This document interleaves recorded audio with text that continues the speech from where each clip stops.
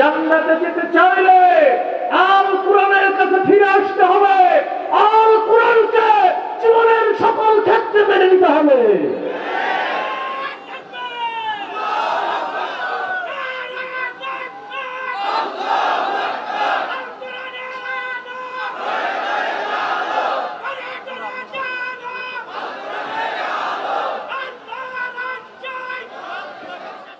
আল্লাহর কোরআন বলছে কিয়ামতের দিন আল্লাহ রাব্বুল আলামিন তাদের উপরে লানত করবেন। বক্তব্য আমার নয়, আমি দলিল ভিত্তিক কথা বলি। একটুখানি খুলে দেখুন সূরা আল বাকারার 159 নম্বর আয়াত আল্লাহ তাআলা বলছেন, ইন্নাল্লাযীনা ইয়াকতুমুনা মা আনজালনা মিনাল বায়িনাতি ওয়াল হুদা মিন বা'দি মা বায়্যানাহু লিন-নাসি ফিল কিতাবি উলাইকা ইয়ালআনুহুমুল্লাহ ওয়া ইয়ালআনুহুমুল লাইনুন। আল্লাহু আকবার। আল্লাহ রাব্বুল আলামিন বলছেন, ইন্নাল্লাযীনা ইয়াকতুমুনা মা আনজালনা মিনাল বায়িনাতি ওয়াল হুদা, এই কিতাবের মধ্যে, এই কোরআনের মধ্যে আমি যা নাযিল করেছি এটাকে যারা গোপন করবে, অর্থাৎ কোরআনের কিছু আইন মানবে যেটা তার পছন্দ মতো হবে, যার পছন্দ মতো হবে না সেটা অমান্য করবে, এরকম মুসলমান আমাদের দেশে আছে না নাই?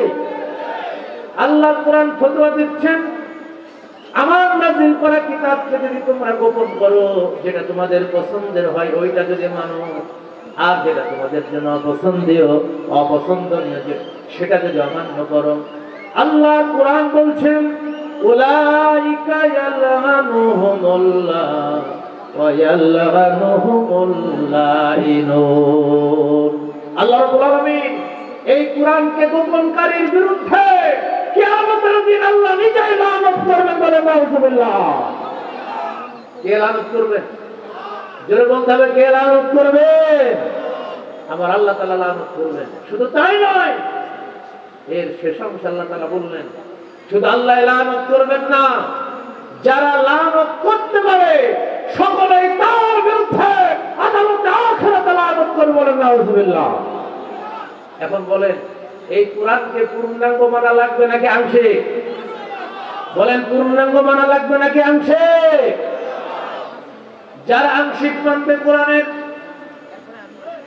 আল্লাহর কোরআন বলছে সূরা আল বাকারার 85 নম্বর আয়াত, আল্লাহ তাআলা নিজেই ফতোয়া দিয়েছেন, আফাতুমিনুনা বিবাদিল কিতাবি ওয়া তাকফুরুনা বিবাদ ফামা জাযাউম মান ইয়াফআলু যালিকা মিনকুম ইল্লা খিzyun ফিল হায়াতিদ দুনিয়া ওয়া ইয়াওমাল কিয়ামাতি ইউরাদ্দুনা ইলা আশাদ্দিল আযাব। আল্লাহু আকবার।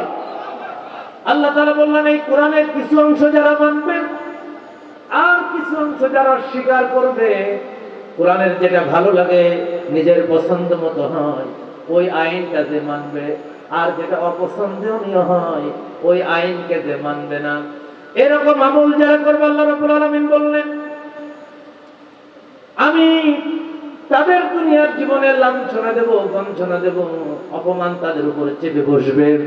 ওয়া ইয়াউমাল কিয়ামাতি রাদ্দুনা ইলা আশাদ্দিল আযাব, আর আদালতে আখিরাতে তাদের জন্য রয়েছে যন্ত্রণাদায়ক আযাব। বলেন নাউযুবিল্লাহ।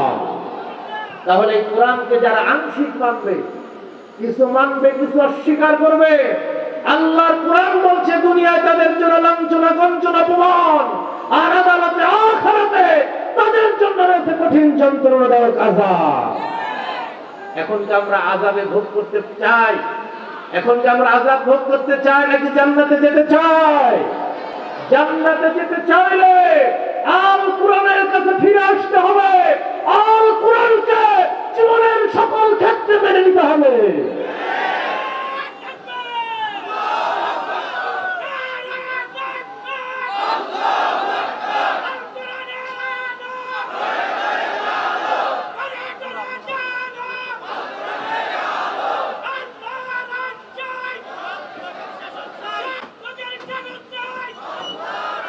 সম্মানিত ভাইরা আমার, বন্ধুরা আমার,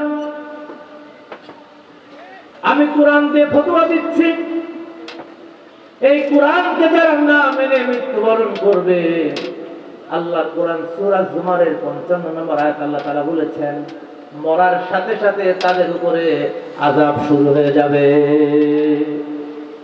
আল্লাহ রাব্বুল আলামিন বললেন, ওয়াত্তাবিউ আহসানা মা উনজিলা ইলাইকুম মির রাব্বিকুম মিন ক্বাবলি আইয়াতিয়াকুমুল আযাবু বাগতাতাও ওয়া আনতুম লা তাশউরুন।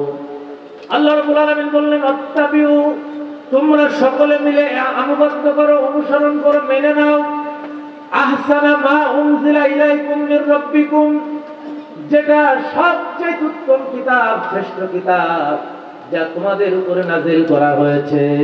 এজন্য কোরআন হচ্ছে আকাশের নিচে জমিনের উপরে সবচাইতে শ্রেষ্ঠ কিতাব। বলেন ঠিক কিনা? এই কোরআন কি কিতাব? শ্রেষ্ঠ কিতাব, সর্বোত্তম কিতাব। আল্লাহর কোরআন নিজেই ফতোয়া দিয়েছেন। জোরে বলেন ঠিক কিনা? আল্লাহ রাব্বুল আলামিন বললেন, হঠাৎ আযাব এসে যাওয়ার আগে ও মুসলমানেরা, তোমরা এই কোরআনকে মেনে নাও। এই আয়াতের তাফসীর মুফাসসিররা লিখেছেন, যে ব্যক্তি কোরআন না মেনে ইন্তেকাল করবে, কোরআন না মেনে যারা মৃত্যুবরণ করবে, মরার সাথে সাথে তার উপরে আযাব শুরু হয়ে যাবে। মরার সাথে সাথে কি শুরু হবে? আযাব শুরু হয়ে যাবে। কাজেই ওই আযাব থেকে যদি বাঁচতে চাও মুসলমান, আল কোরআনের কাছে আসো, ইসলামের কাছে আসো, নবীর আদর্শের কাছে আসো। তবে এই কোরআনের কথা, পূর্ণাঙ্গ প্রতিষ্ঠার কথা যারাই এই পৃথিবীতে বলতে গিয়েছে, তাদের উপরেই জালেম এবং ফ্যাসিবাদ, ইসলাম বিরোধী শক্তি তাদের উপরেই অত্যাচার এবং নির্যাতন করেছে।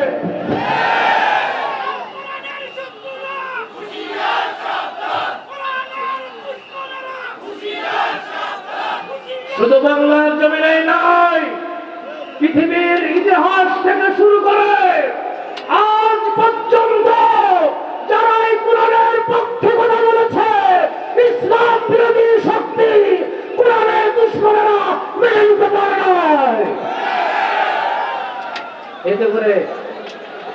এতে করে মুসলমানদের কোনো ভয় নাই, এতে করে মুসলমানদের কোনো ভয় নাই। মনে রাখতে হবে, জীবন যতক্ষণ আছে আল কোরআনের পক্ষে থাকবে ইনশাআল্লাহ। ইরাকে আছে